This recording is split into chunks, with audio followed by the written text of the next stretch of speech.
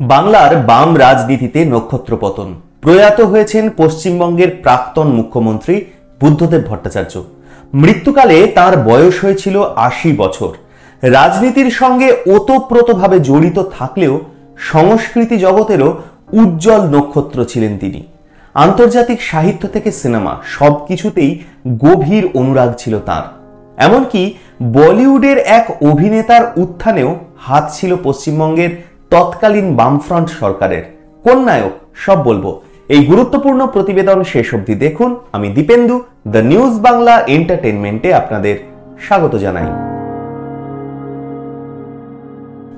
মুখ্যমন্ত্রী মমতা বন্দ্যোপাধ্যায়ের উপস্থিতিতেই নিজের ক্যারিয়ারের জন্য বামফ্রন্ট সরকারকে ধন্যবাদ জানিয়েছিলেন অনিল কাপুর। গত বছর ২৯তম কলকাতা আন্তর্জাতিক চলচ্চিত্র উৎসবে এসে বাম সরকারের প্রশংসা করতে শোনা গেছিল এই তারকা অভিনেতাকে। গত বছরের কলকাতা আন্তর্জাতিক চলচ্চিত্র উৎসবের উদ্বোধনী অনুষ্ঠানে রাজ্যের মুখ্যমন্ত্রী, অভিনেতা সালমান খান, অনিল কাপুর, শত্রুঘ্ন সিনহা, সোনাক্ষী সিনহা, মহেশ ভাট থেকে শুরু করে সৌরভ গাঙ্গুলি, পরিচালক সন্দীপ রায় সহ একাধিক বিশিষ্ট মানুষ উপস্থিত ছিলেন। সেই মঞ্চেই বক্তব্য রাখেন অনিল কাপুর। কলকাতায় যে তার অভিনয় জীবনের ভিত শক্ত করেছিল তা তিনি বারবার স্মরণ করতে থাকেন। অনিল কাপুর বলেন, ৪২-৪৩ বছর আগে মুম্বাই থেকে হাওড়ায় এসেছিলাম ট্রেনে করে। সেখান থেকে বাসে করে যাই বালিগঞ্জের একটা গেস্ট হাউসে। একটা সিনেমা করি কলকাতায়। ছবির নাম ছিল কাহা কাহা সে গুজর গয়া। পরিচালক ছিলেন MS সত্যু। ওই সিনেমাতে আমি প্রথম মুখ্য চরিত্রে অভিনয় করি।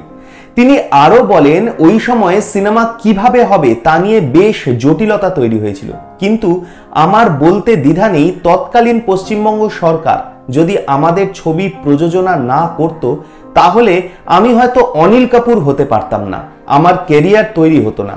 কলকাতা আমার ভালোবাসার শহর, কলকাতার পথঘাট ছিল আমার খেলার মাঠ। উল্লেখ্য, সেই সময়ে রাজ্যে সবে সবে বামফ্রন্ট সরকার ক্ষমতায় এসেছে। রাজ্যের তথ্য সংস্কৃতি দপ্তরের মন্ত্রী ছিলেন সদ্য প্রয়াত বুদ্ধদেব ভট্টাচার্য। তিনি সিদ্ধান্ত নেন ওই ছবির প্রযোজনা করবে রাজ্য সরকার।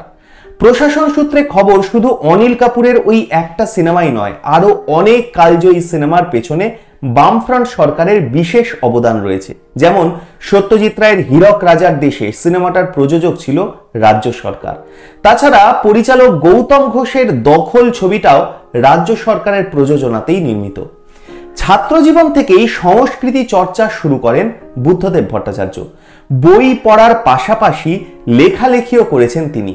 নিজের পড়ার টেবিলে রবীন্দ্রনাথ থেকে শুরু করে বিশ্ব সাহিত্যের শ্রেষ্ঠ নিদর্শনগুলো সর্বদা সঙ্গী ছিল তার। শুধু বই পড়া বা লেখালেখি নয়, সিনেমা নাটকেও একইভাবে নিমজ্জিত থাকতেন তিনি। রাজনৈতিক জীবনে ব্যস্ত থাকলেও শুধুমাত্র সভা সমিতির ভিড়ে আটকে থাকেননি বুদ্ধদেব ভট্টাচার্য। উল্লেখ্য, ১৯৯৩ সালে প্রকাশিত দুঃসময় নামে এক নাটকের নাট্যকার ছিলেন তিনি।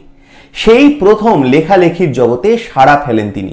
এমনকি মেটামরফোসিস অবলম্বনে পোকার মতো নাটকও লিখেছিলেন তিনি। অনুবাদ করেছিলেন মার্কেজের উপন্যাস। মানিক বন্দ্যোপাধ্যায়কে নিয়ে পুড়ে যায় জীবন নশ্বরের মতো নন ফিকশনও লিখেছেন তিনি। তবে স্বর্গের নিচে মহাবিশৃঙ্খলা এই বইটিকে তার সবচেয়ে আলোড়ন ফেলা বই বলে মনে করা হয়। সেই সময় শারীরিক অসুস্থতার মধ্যেও চীন নিয়ে যে কাজ তিনি করেছিলেন তা চমকপ্রদ। চীনের ইতিহাসের বর্ণনা রয়েছে সেই বইটাতে। পাশাপাশি সে দেশের শ্রমিক শ্রেণীর উত্থান, ভারতের সঙ্গে তাদের সম্পর্ক নিয়েও লিখেছিলেন। চীনের বামপন্থী রাষ্ট্রীয় ক্ষমতা কাঠামোর ত্রুটি কিংবা নেতাদের দুর্নীতিতে জড়িয়ে পড়ার মতো প্রসঙ্গও অনায়াসে আলোচনা করেছিলেন সেই বইতে। এই রকম একজন স্বচ্ছ মানুষ ছিলেন তিনি। তার প্রয়াণে রাজনীতি, জাতি, ধর্ম, পেশা নির্বিশেষে সকলেই শ্রদ্ধা জ্ঞাপন করেছেন। দ্য নিউজ বাংলা এন্টারটেইনমেন্টের তরফ থেকেও রইল তার প্রতি সশ্রদ্ধ প্রণাম। আপনাদের মূল্যবান এবং গুরুত্বপূর্ণ মতামত জানান দ্য নিউজ বাংলা এন্টারটেইনমেন্টের কমেন্ট সেকশনে। আর দেখতে থাকুন দ্য নিউজ বাংলা এন্টারটেইনমেন্ট। দুর্নীতি রাজনীতির বাইরে রূপলী জগতের এই ধরনের সব খবর জানতে চোখ রাখুন কেবলমাত্র দ্য নিউজ বাংলা এন্টারটেইনমেন্টে।